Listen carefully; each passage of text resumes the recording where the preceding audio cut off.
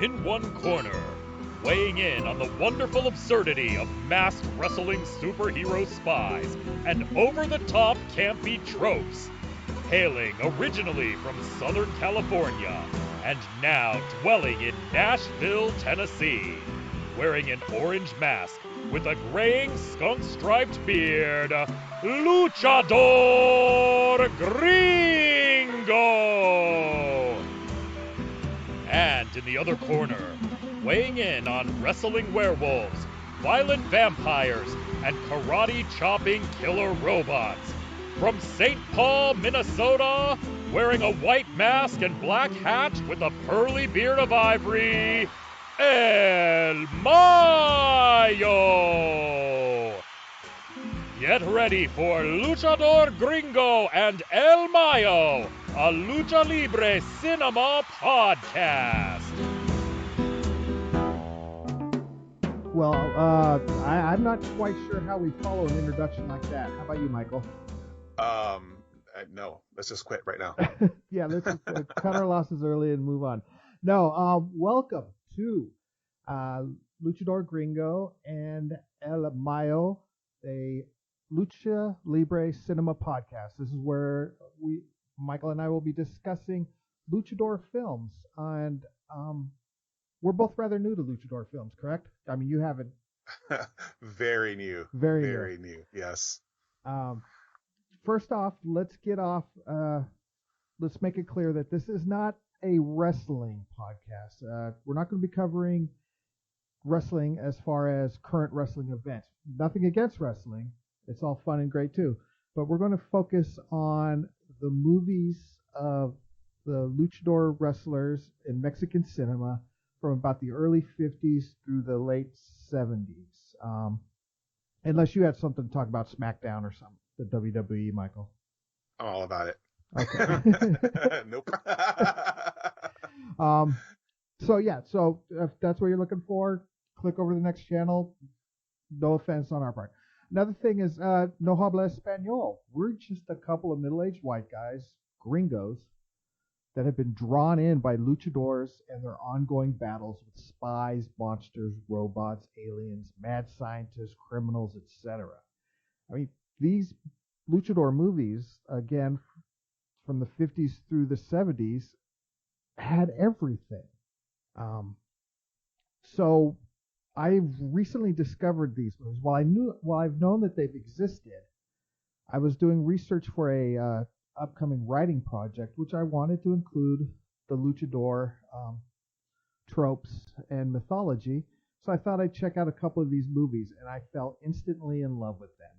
And I wanted to share them with the world, my experiences with them and what I'm learning from them, and just the joy that they give me. And in addition to that, I thought, who should I have on this journey with me? And that's when I invited you, Michael.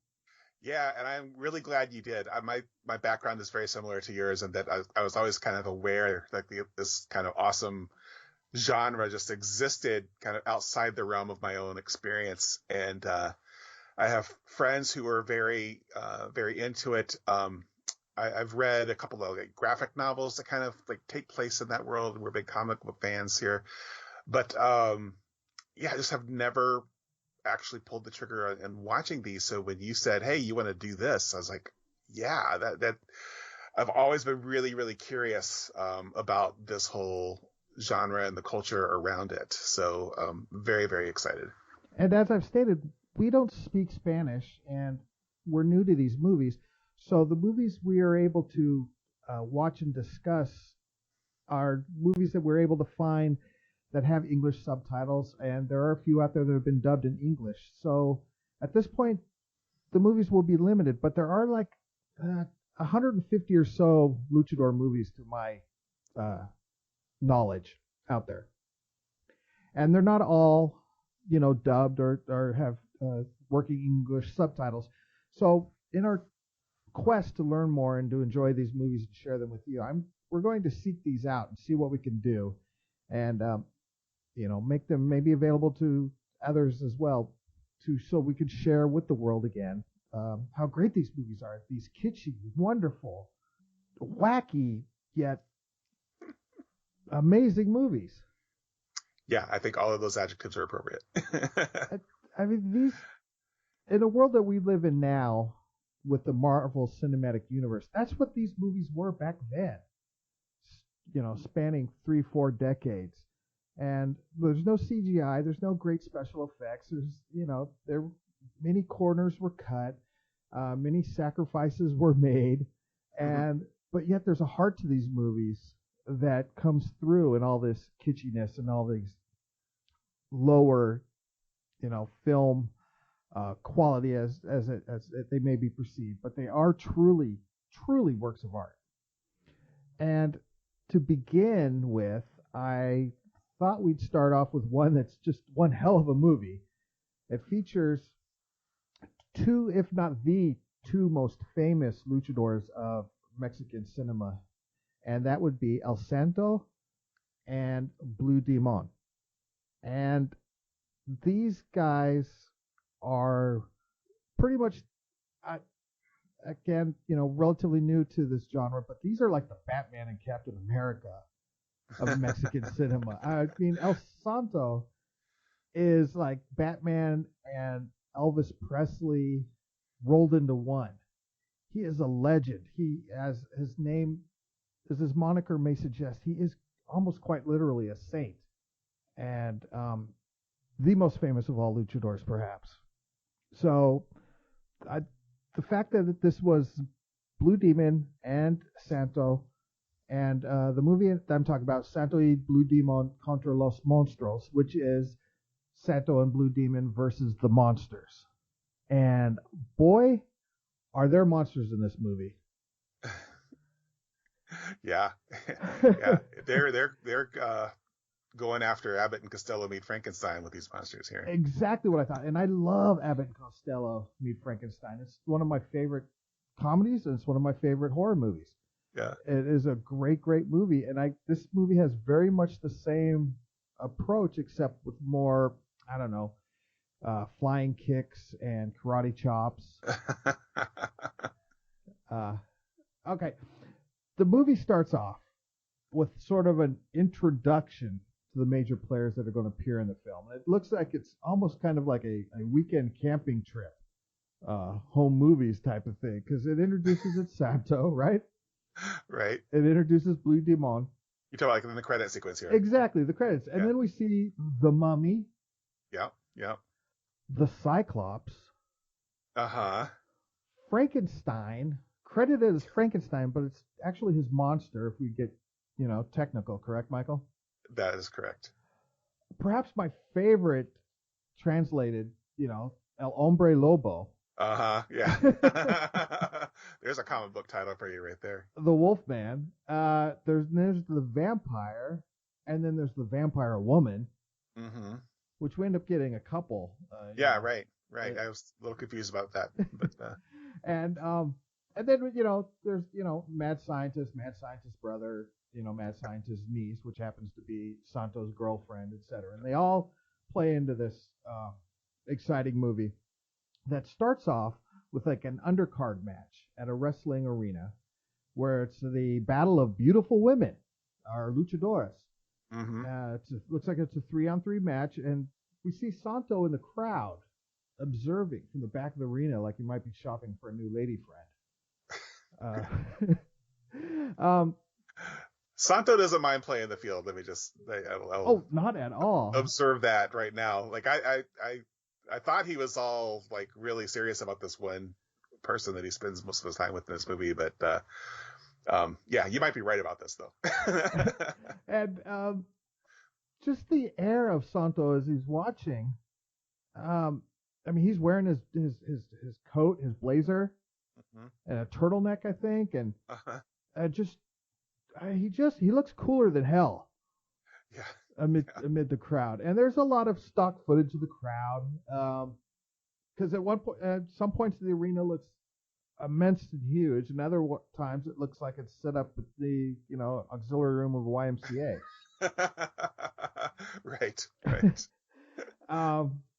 And then so that the undercard match finishes up, and then we're introduced to Blue Demon, and he's in a tag team match He's with Juan Garza, and it's versus Ibano the Giant and El Arabe.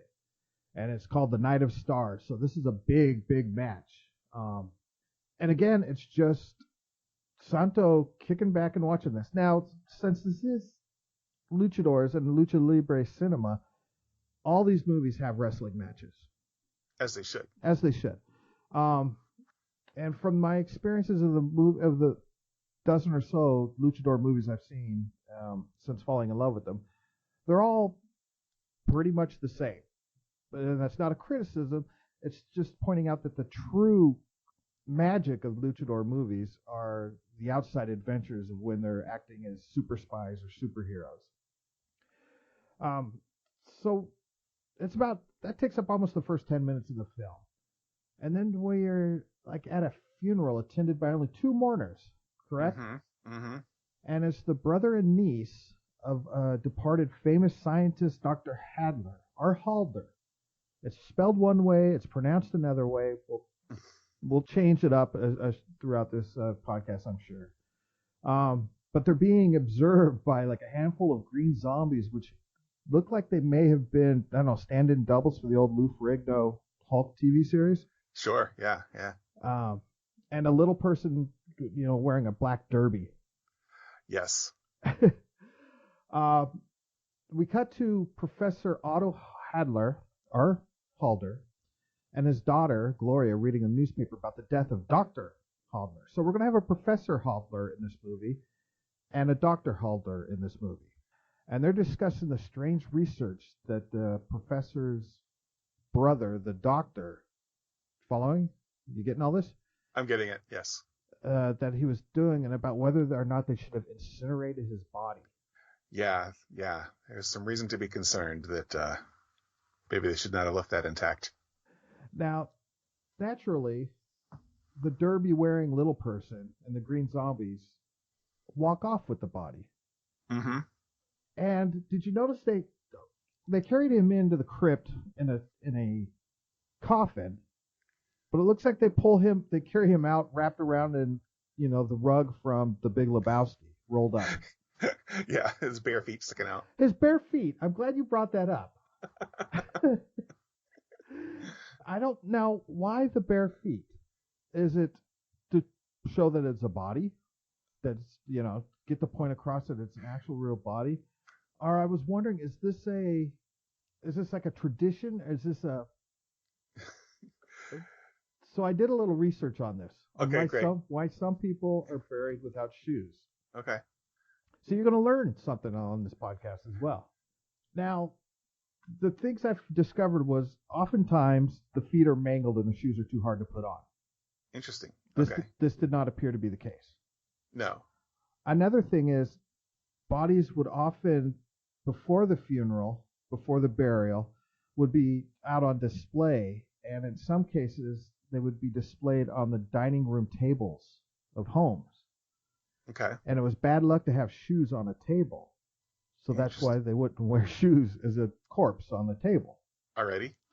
Now, there's Tibetans had their own type of thing, but he didn't look Tibetan to me. No, we find out that he comes from Transylvania. Actually. Exactly. Estonian men and women were buried without shoes, dating back generations. Okay. Another one is often when there's an open casket funeral, they only open the top half, so you don't see the feet. So they don't bother doing it. Sure. That was pretty much all I could come up with in my research. So it's just a weird thing, or I'm not sure what it was. But anyway, it caught your attention. It caught my attention. It did. I did not even think to question it. That you give it a lot more thought than I did. But that's interesting. Now, meanwhile, Santo is kicking back at home reading the same newspaper that the professor and Gloria were reading. Because remember, this is 1969, 1970. Mm-hmm. No CNN, no Fox News, so no internet. So all the news is newspapers. Right. And Blue Demon just strolls in with some luggage. Yeah. He's looking snazzy too. Yeah, I like the cut of their jib. I like their style. Yeah, he's color coordinated too. So Blue Demon, he'll wear like a blue shirt, where Santos tends to wear white and off-white kind of clothing. Yeah, and they both wear t-shirts about a size too small.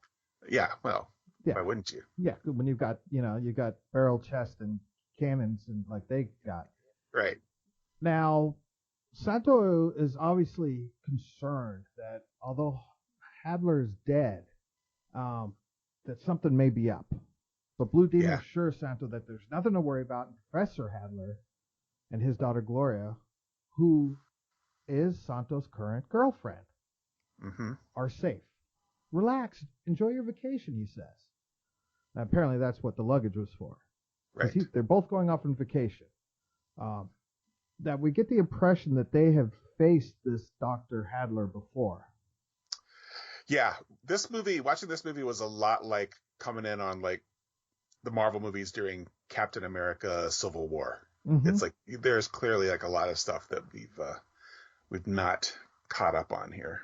Yeah, I mean, you're not lost. I wasn't lost. But you know what? What? There is no movie showing what happened before. Oh, seriously? Yeah, seriously. All right. I searched, I looked, and that same actor who plays the Dr. Hadler was in another movie a couple years later. Okay. So it's just, they've faced off before with this mad scientist, but there's no movie on it. The prequel is yours to write. Fantastic. So, and then out of the blue, we cut to the hunchback little person, the zombies, all carrying torches on a wagon down a dirt road with the body in it. Right.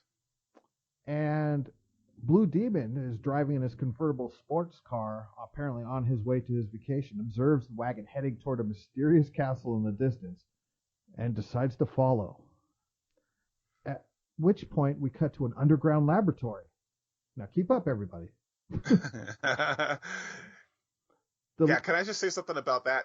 About keeping up, because this film will challenge you in that regard, because I noticed many, many times, like, and it eventually became a feature, not a bug, but it will cut from one scene to the next scene, and there's like, it's a little bit like reading a comic book, right? Where you have like this panel describes something that happened here, and then the next panel is like, describing something else.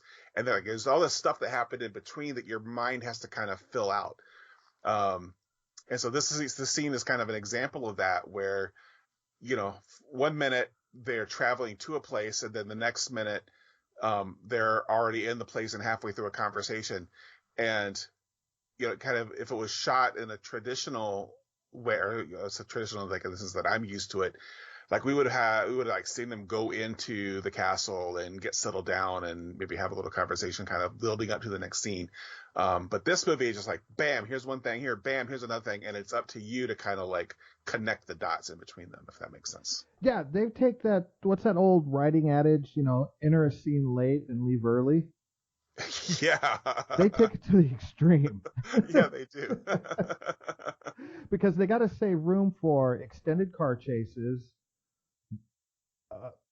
out-of-place musical numbers, and multiple battles and fights and such. Yeah. So, yeah.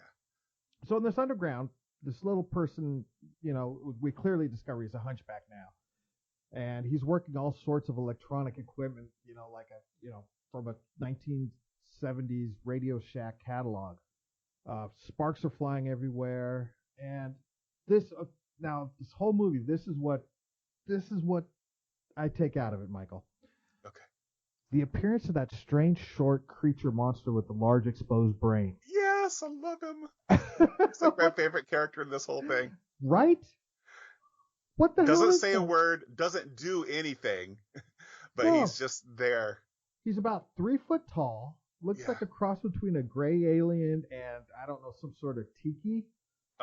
Maybe like a hairless monkey. And then he's got a huge head with some sort of exposed brain. Yes.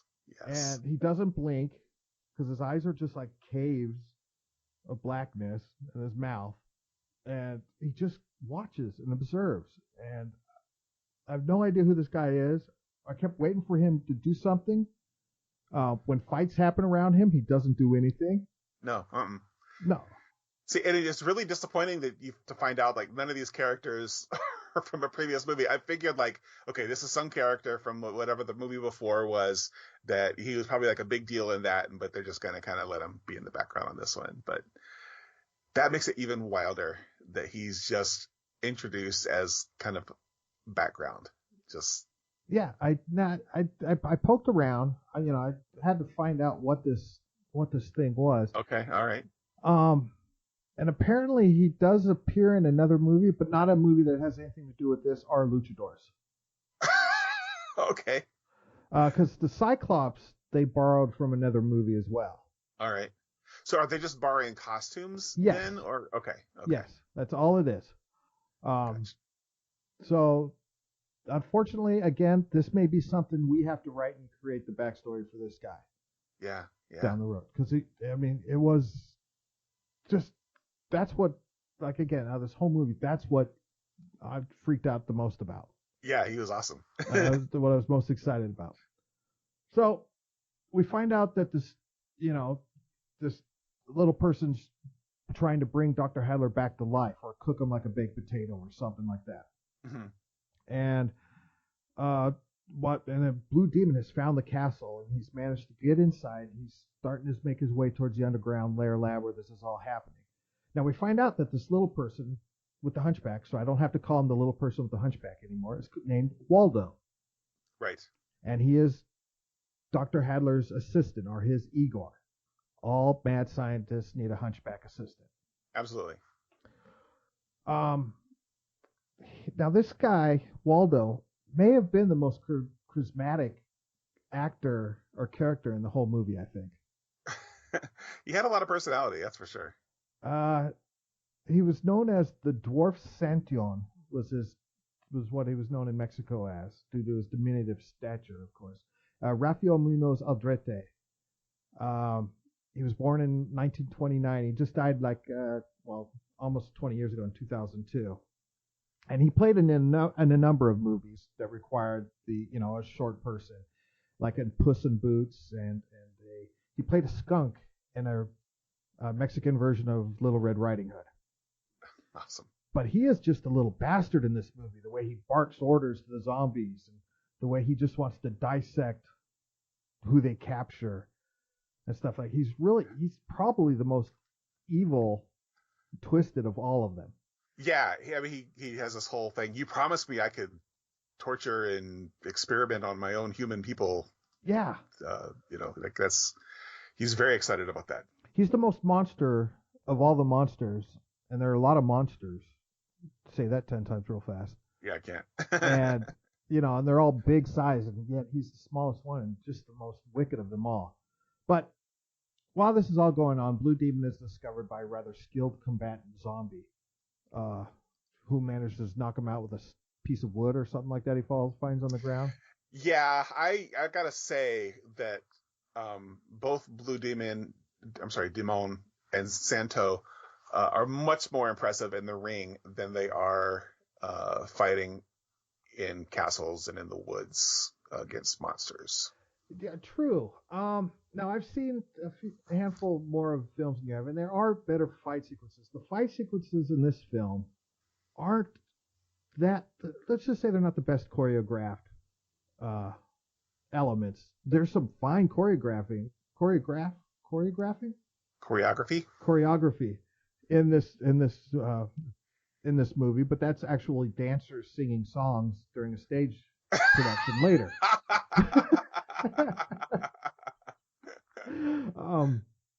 So he's captured, and the doctor gets to pull the "We meet again" demon, because apparently Santo and Blue Demon have ruined his evil plans before, as we've stated. Now Professor Hadler has plans to utilize Blue Demon to kill Santo. Now this is a trope they use in a lot of the movies that I've seen so far. They get somebody that Santo knows and either make a duplicate of him, as in this case, or brainwash them to kill Santo. Sure. Why wouldn't you? Yeah. And of course, Waldo's upset because he wanted to dissect him. Yeah. But he creates a duplicate evil Blue Demon and states that he will begin to terrorize in a way that no one has ever imagined. Now, do they ever say, does he have to keep the original Blue Demon alive in order for the clone to continue functioning? Like, why can't Waldo experiment on the original once they have the clone? You expect them to explain something? Well, No. maybe if it popped up in a newspaper for Santo to read. But yeah, there's no explanation. Throughout the rest of the movie, or a majority of the movie, the real Blue Demon is laying on a table. Yeah. So we cut to Santo and his girlfriend taking a leisurely drive along the same deserted road that we've seen before. And I like the way Santo just kind of pulls over to make out. He sure does. This looks like a good spot. But as he's making out, he goes, maybe we should cruise into the woods a little further rather than out here in the desert. So yeah, there's a lot of the geography of the land changes rather abruptly. So the duplicate, much like the interior of the boxing, the wrestling rings and exactly. Nightclubs that they go to. So they drive into the woods, and then all of a sudden, Blue Demon shows up, waving El Santo's car down. Mm-hmm. And there's no, hey Santo, how you doing? Hey Blue Demon, what? I thought you were on vacation. None of like that. Santo gets out of the car and they just start fighting. Yep. Not so much as a hey dude, what's up? So while Blue Demon and Santo are fighting, the green zombies show up to try to kidnap Santo's girlfriend. Yes. Blue Demon manages to toss an unconscious Santo off the cliff. Mm-hmm. But fear not, Santo survives. He manages to grab a root or something and pull himself back up and get that great suit of his dirty. Yeah, that felt definitely like an old 30s or 40s serial moment there where it looks like he's gone, but then next scene, oh no, he was able to grab on just in time.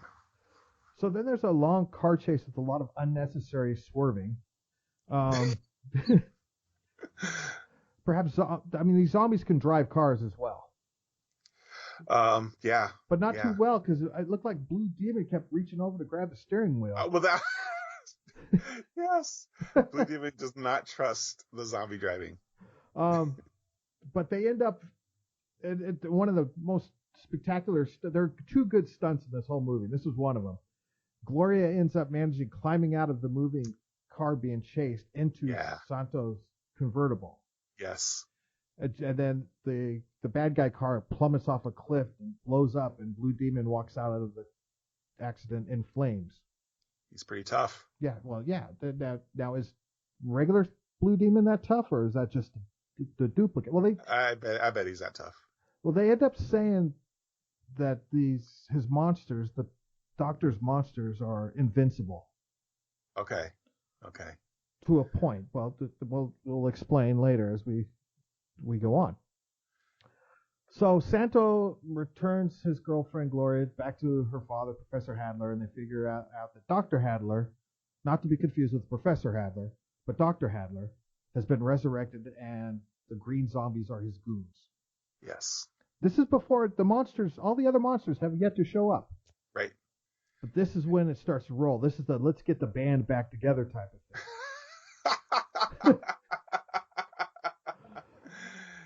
Yeah. The zombies are pretty cool, actually. Like, they're just, they're guys in just green horror makeup, but I really like them. I think they look really striking. Some better than others. Yeah, well, the makeup is better on some than others, but just, if you're going to have a bad guy with thugs, why not make them green zombie dudes? Yeah. It looked like one of them had been killed by having his neck sliced open. Uh-huh. So there are those little details. But I remember as a kid, I loved the movie Mad Monster Party. Yes. It was a stop motion Rankin Bass type of deal. It had pretty much the same monsters that are in this movie. Right. And that was the feeling I got as they went around collecting these monsters. Because apparently, in this mysterious castle, there's all these catacombs, and the zombies and Blue Demon comb through the catacombs to gather these monsters. And we see a top hat wearing vampire with Legolas ears. All right. I wasn't making the elf connection. I mean, clearly they're supposed to be bat ears. Yeah. And I was like, oh, props for that, because I mean they look really funny, or just they look not super terrifying, but I don't know, it's just like it was a cool little detail. I enjoyed that they went there. I mean, the fangs look horrible, and the bat that he turns into looks like a dime store rubber. Yeah. Uh-huh. Yeah. In fact, I think you see the string in one of the shots. Not when he turns into the bat, but when one of the lady vampires turns into the bat later on. Okay. Now, what's the deal? So the vampire all of a sudden just starts attacking the green zombies. And Blue Demon pulls out some sort of ring. Yeah, I've forgotten about that. You're right. With a blinking red light and emits a beeping that controls makes the vampire go back up against the wall and turns it back into a bat or something. Yeah. But again, why explain that? Yeah, right.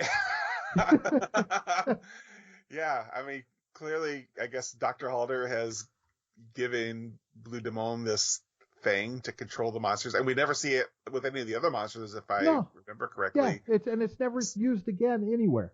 Yeah, so just behind the scenes, I guess, like you can imagine that he's using it on all these monsters to control them, but yeah, like you said, why explain it?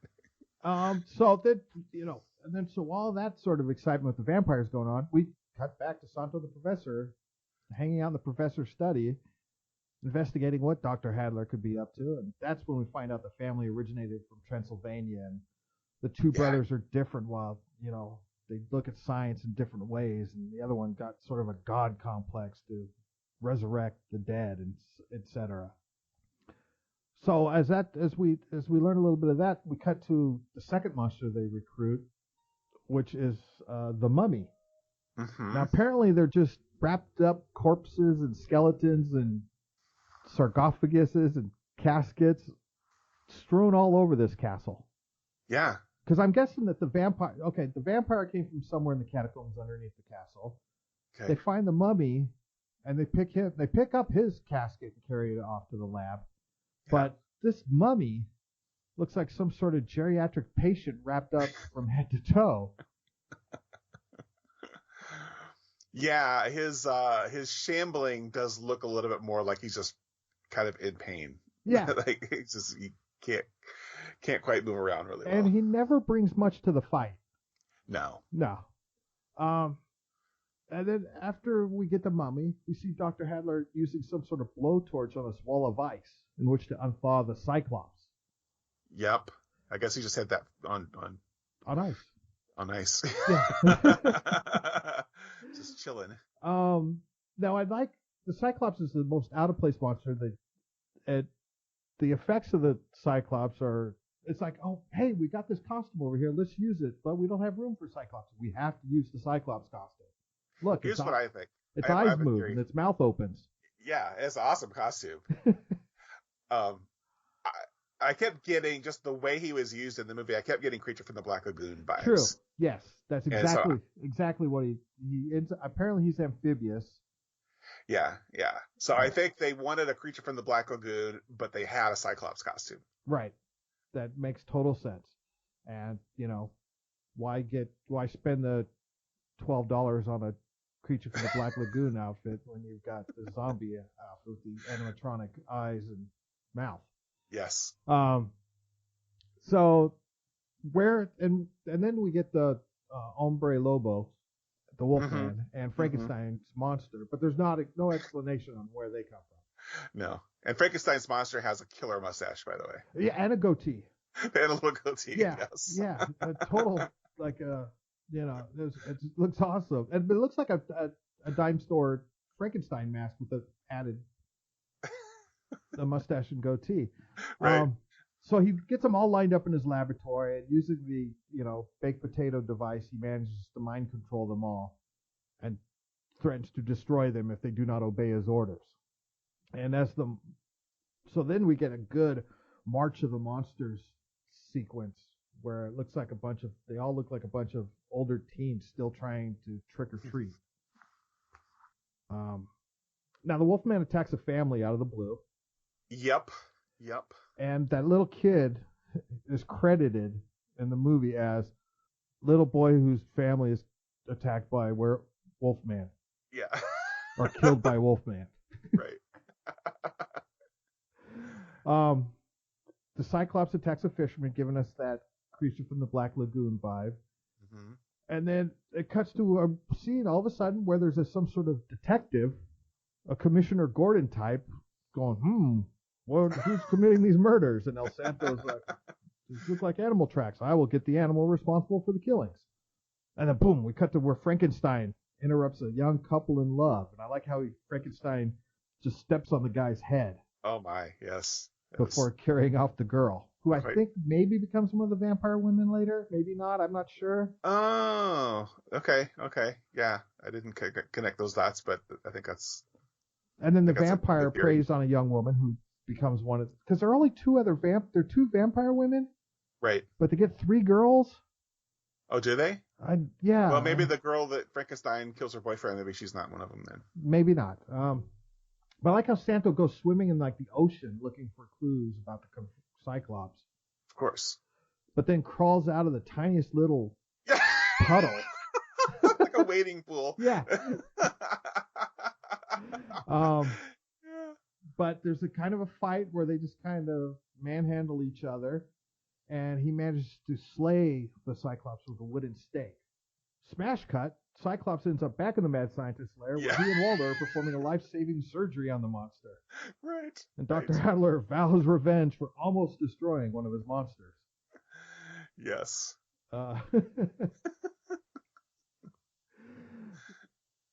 You would get, if you're not ready for this movie, folks, you'll get whiplash watching it. Yeah, no explanation, no scene of anybody like finding the dead body, Cyclops or taking it back or anything like. Nope. Or I would like if Santo had carried it up to the castle and just thrown it onto the porch to say, "Ha ha." But nope, nothing. And we never see the commissioner or the police detective again. Yeah. He just that one scene. I think animals killing all the peasants. So. Then we cut to the vampires doing some creepy voyeurism, watching Santo's girlfriend sleep. Yeah. Before he attacks her. And meanwhile, all the other monsters come in with the duplicate blue demon, and they end up fighting Santo and the professor in the professor's study. Now, this is the first all-out monster brawl, and it just looks like a mess. Yeah. The monsters remind me of like. I don't know, like bad guys in a Xena episode where it's just, you got like 20 guys, but they're all going to take their turns and attack one at a time. And, yeah. If they had tilted the camera, it could work as a Batman 66 Sure. fight scene. Almost. Yeah. Throw some bams and some boofs and pows in there. Nice. So the monsters fail horribly, and it's becoming... this says, they can only attack at night, apparently, but yet every time we see them attack, it's daytime. And they fail, so they have to get back before the sun comes up, even though the sun's up. But it looks like night outside the windows, but when they're outside, it's daylight. When they made the choice to shoot day for night, they didn't really plan it too well. Yeah, day for night never works for me the way it's supposed to. Mm-hmm. I mean, sometimes in black and white films,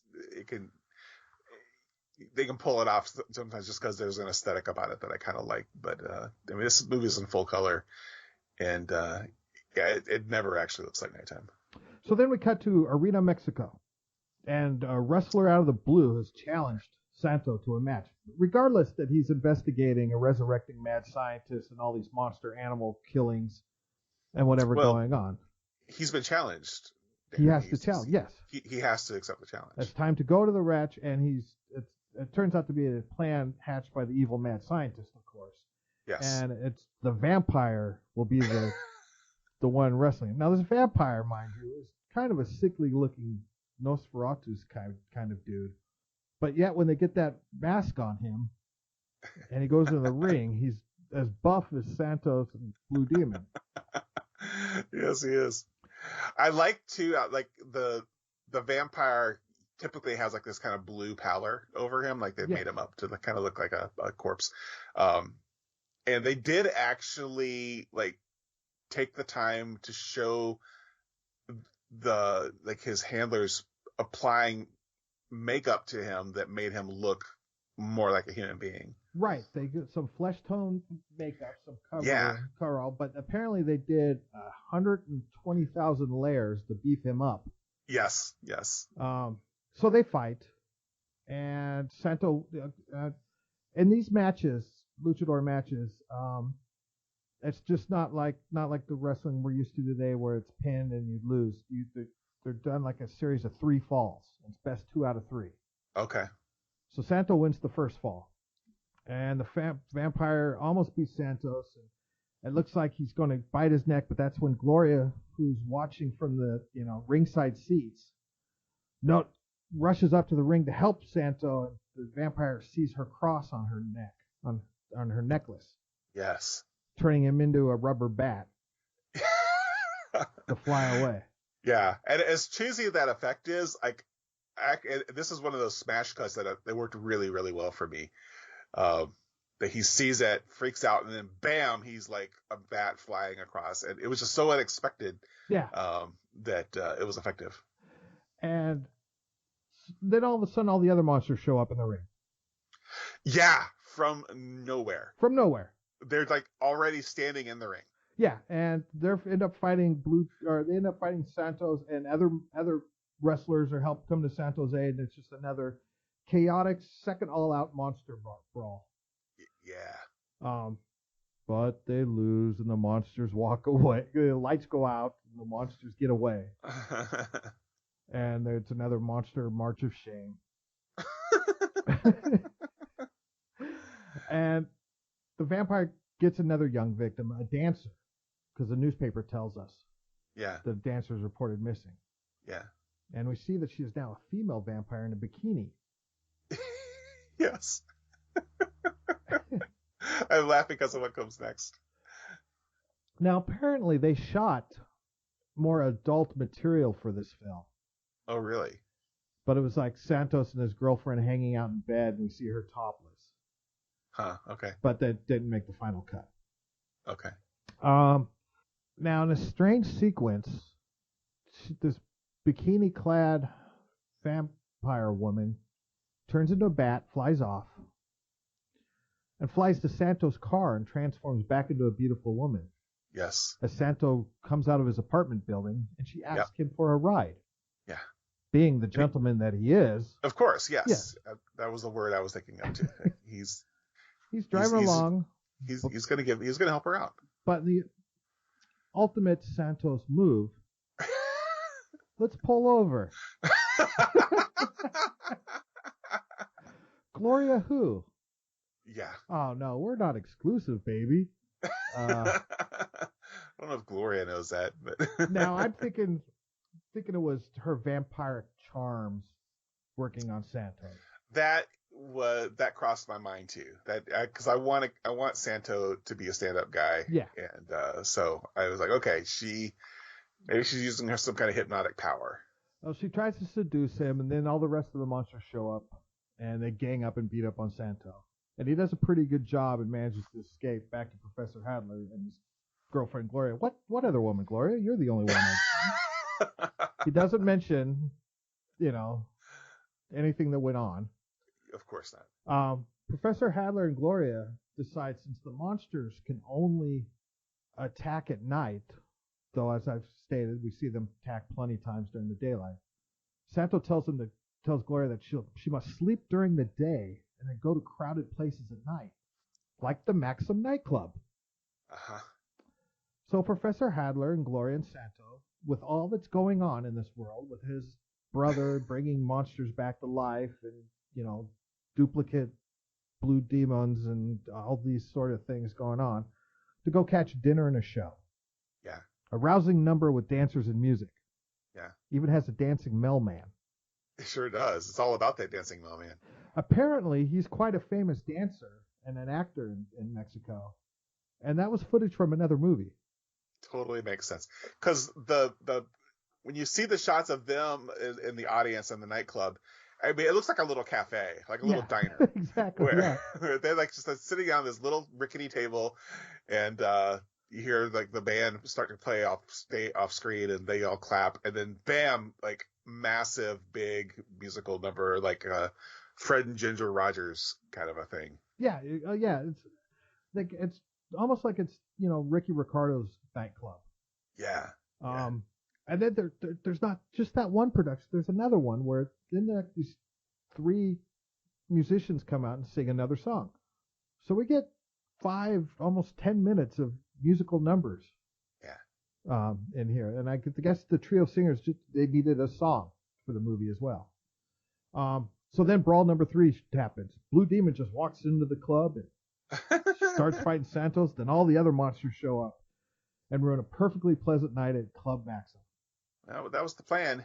I like karate chopping Frankenstein at this point. Yes. He's just delivering karate chops. They end up. Do they knock Blue Demon out? I mean, not Blue Demon. Santo out, or because Santo says he'll hold him there. Tells the doctor tells the professor, not to be confused with the doctor. Right. And Gloria to run to the rooftop for whatever reason, where it's also daytime all of a sudden. It looks nighttime out in the window, but daytime when they get to the rooftop. So, unfortunately, not even Santo can stop them from kidnapping the professor and his daughter up there, but he does manage to stick a tracking device on Frankenstein's neck. Yeah, he does. Next to one of those other trodes that Frankenstein has. Yeah. And then the second cool stunt is when he falls off the building and lands on that, on the awning. Yeah. So I like that. So now it's time. So now all of a sudden, once they get in the car, it's a nighttime chase scene. Back to the mysterious castle and the mad scientist's underground lair, where Santos tracked them there. The mad scientist declares his mastermind plan and his achievements to his brother, as if his brother doesn't know because he's been reading the newspaper all the time. Santo finds his old friend, the original Blue Demon, in a suspended state. But first he has to battle the evil duplicate Blue Demon. Yeah. And their fight somehow takes them outside all of a sudden. My gosh. Yes. They're underground, and they're in the underground lair, the catacombs of this castle fighting. Then before you know it, they're outside with nothing else in sight, and Santo manages to throw the duplicate Blue Demon off a cliff. Yeah. But this they're fighting around the laboratory. Yeah. Bang! They're outside in the woods.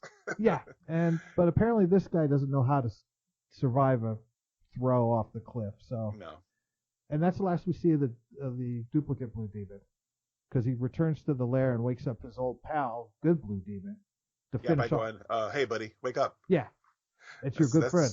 That's as hard as it is. Yeah, and then they fight the other zombies, and heads literally roll when they fight the zombies, because apparently Santo found a flail, a chain. Yes, like a ball and chain kind of thing. Ball on the end. Yes. And knocks the zombie's head off. And at that point, all the other zombies just stop fighting. I was like, oh crap. Oh, these guys are serious. And Blue Demon managed to chase the vampires off with the makeshift cross he holds up with torches. Uh-huh. And so the vampires disappear, but not for good. Hold on, folks. Yeah.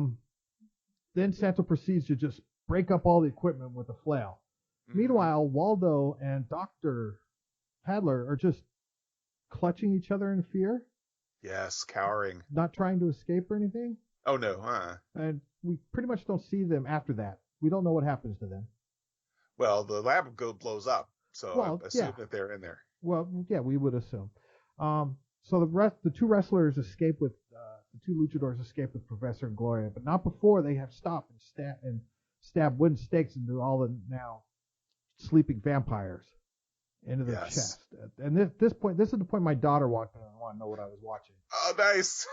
Because there's some serious blood Yes. going on in that. The only time we really see any blood, except for the one Wolfman slaying. And then the castle just begins to burn, and they somehow get out of it. And from a safe distance, they watch it burn. The end. Yep. Roll credits. That's all you need to know. Was that the first Luchador film you ever watched? I think so. What do you think? So. What's your overall take of it? I really enjoyed it. I went in with my expectations, at the proper level. It reminded me of. You ever read the comic Axe Cop? Yes. You know that comic?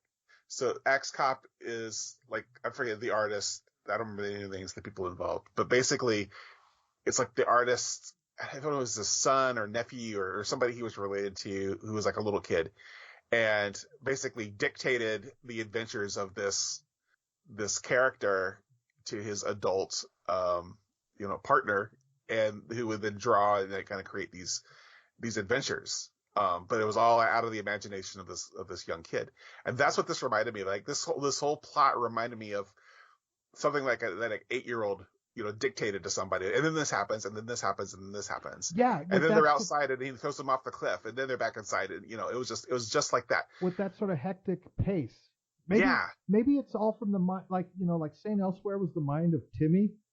Yes. Tommy in the snow globe. Maybe it's all in the mind of that boy whose parents are killed by Wolf. Young boy whose parents are killed by Wolfman.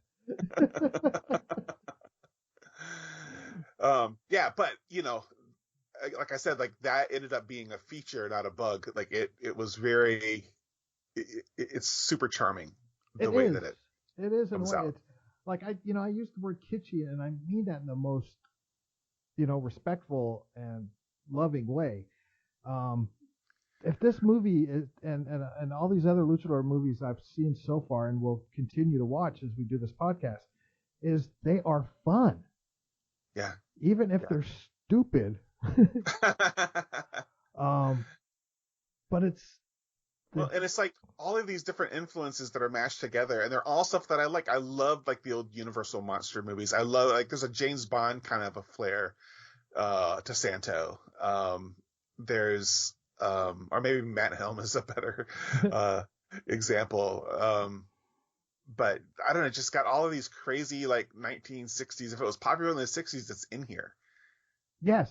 The women in their boots and men wearing turtlenecks under their blazers and a lot of smoking, high hair, and the cars are great looking, and that's just everything about it. And that may be what you say part of the charm of it.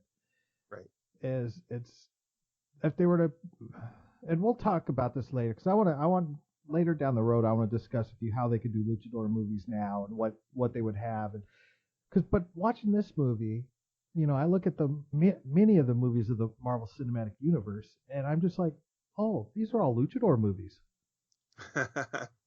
Except with millions and millions of dollars in special effects, hundreds of millions of dollars in special effects. But the way they play out, they have the same kind of fight scenes, the same kind of fight scene at the end, which is all just expanded on fight scenes that happened earlier, and the same sort of mysteries to solve, and the same sort of evil, masterminds with plots to rule the world or destroy the world, or et cetera, et cetera. They're like I saw another one, and we'll review it later down the line. But I said this is better than the Avengers. You're gonna have to sell me on that part, but well, I mean that of course in a charming, kitschy kind of way. Okay. It's got more little people in it than the Avengers ever had. All right. And it's got freeze rays. Okay, so if we're to set up a rating scale, and I think I mentioned we're going to do gold mask, 1 to 5 gold mask. Yeah. This is the first one you had, so you will be able to adjust it later down the road when you see the other ones. What gold mask rating would you give Santo y Blue Demon Contra los Monstruos? So out of 5? Out of 5. And can we do half masks? How about do full mask and we'll combine we combine our two to the overall. Okay. I think I would give it 3 gold masks, just to kind of like, this being my very first one, I'm going to want to be conservative in how I rate it. Did you want to give it a 2.5 or a 3.5? I would give it a 3.5. Okay. Yeah, not quite 4, but maybe a little more than 3. I too am going to give it a 3 out of 5 gold masks. Okay. All right. I've seen a few others, and again, just the scope of this one was very ambitious. The execution maybe not so much. Yeah, the imagination that went into this thing is unbelievable. It's super cool in that way.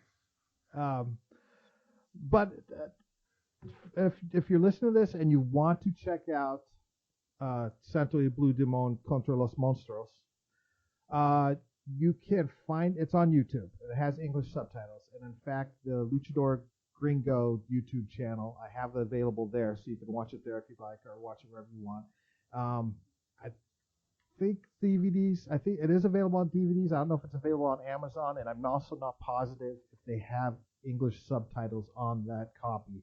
So again, the one that's floating around YouTube, that's where we saw it originally.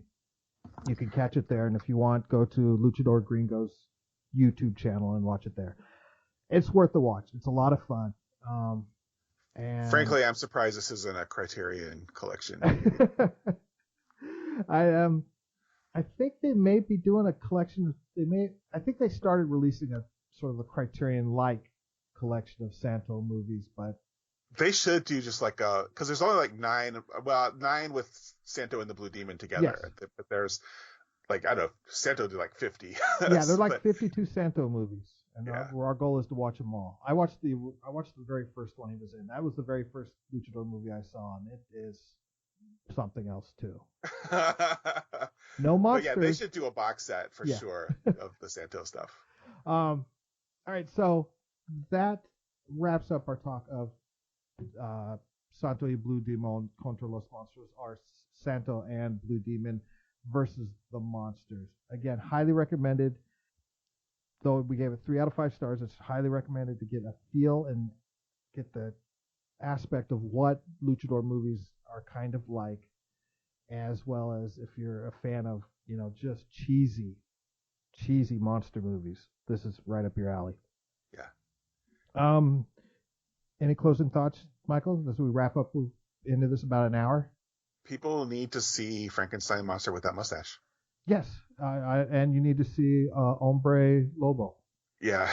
El Hombre Lobo is my... He kind of looks like Chong, if Chong had turned into a werewolf. He does a little bit. So hopefully you enjoyed this, and you will be back for more as we will continue to explore the world of Luchador movies. I think the next episode we're going to do, we'll discuss the classic, which is considered many of those the first Luchador movie, Hurricane Ramirez.